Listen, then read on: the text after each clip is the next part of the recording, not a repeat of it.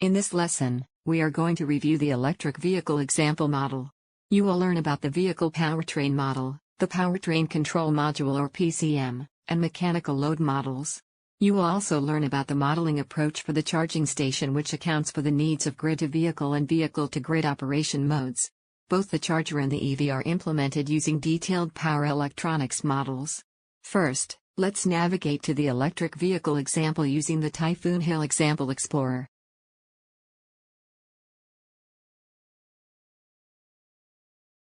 You can open this example by clicking the Open Model button.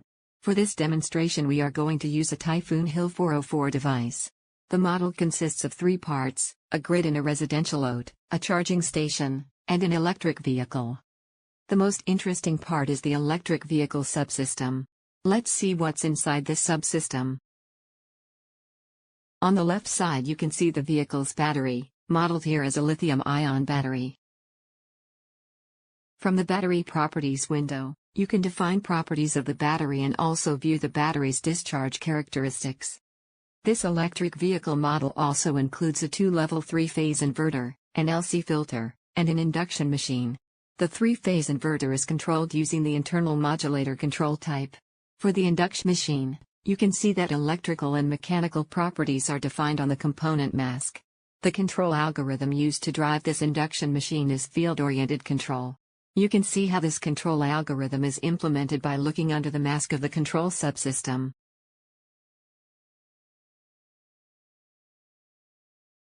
The controller used to drive the induction machine is implemented in signal processing. This controller is used to model mechanical processes within the electric vehicle which determine motor behavior.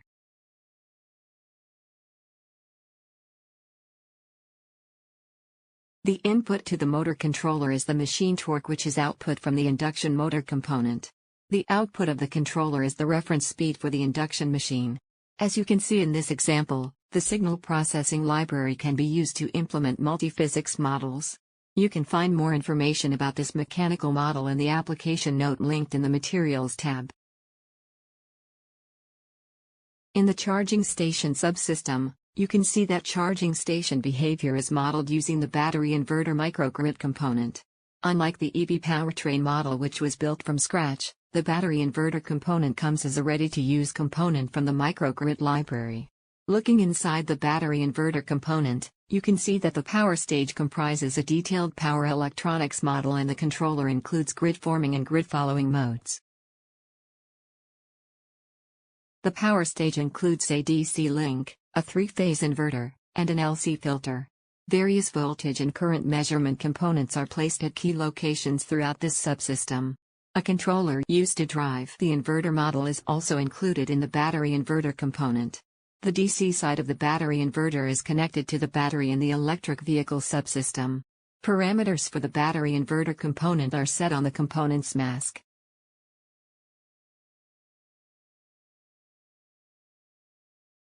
Using this and similar plug-and-play library components, you can significantly reduce model development time for system-level power electronics and microgrid applications.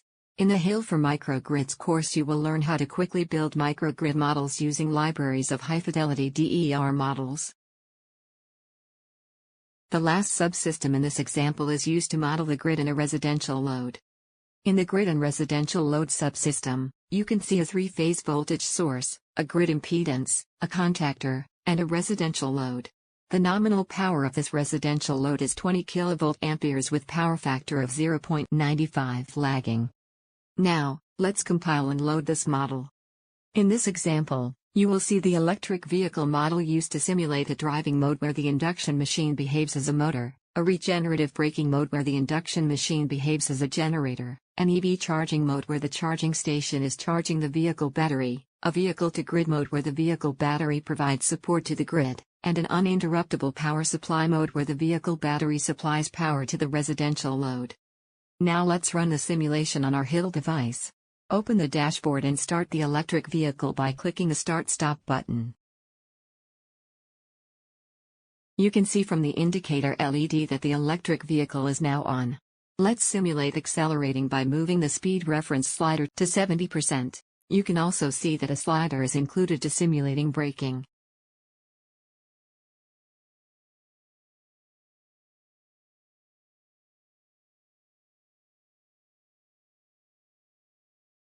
With the speed reference at 70%, you can see that the speed and motor RPM have increased along with the total distance traveled.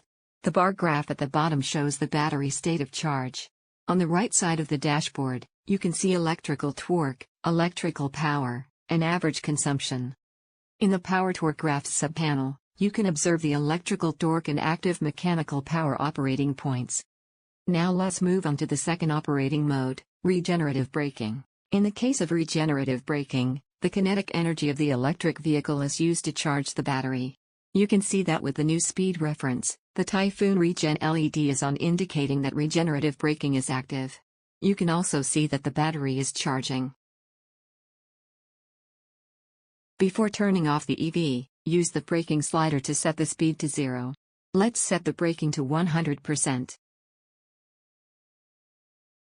After EV is stopped, turn off the EV by clicking the Start-Stop button again.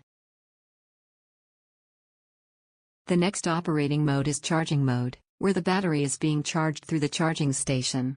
To change operating modes, you can use the buttons in the operating mode presets group. To select charging mode, click the EV charging button. You can see the current operating mode indicated in the status group. In the DC fast charging station subpanel, you can see more detailed set points and measurements for the charging station. The charging power is currently set to 150 kilowatts. You can select the desired charging power using the PREF slider. The next operating mode is vehicle to grid. Select this mode by clicking the vehicle to grid button in the operation mode presets group. You can see the new operating mode reflected in the status group. In this mode, the battery supports the grid by providing power. You can see that the battery is currently supplying 150 kilowatts to the grid. You can also see that the battery is now discharging. The active power reference for grid support can be changed in the DC fast charging station subpanel. The last operating mode is uninterruptible power supply or UPS. In this operating mode, the EV battery will supply power to the residential load. The load in this example draws an apparent power of 20 kVA at a power factor of 0.95 lagging. You can see that, in this mode, the load is being supplied from the battery. You can also see that the battery is discharging. To disconnect the charger, click the Disconnect the Charger button. In this lesson you learned more about the electric vehicle example model, including microgrid library components and multiphysics simulation using the signal processing library. You also gain familiarity with the operation modes of the electric vehicle example model. Thank you for watching.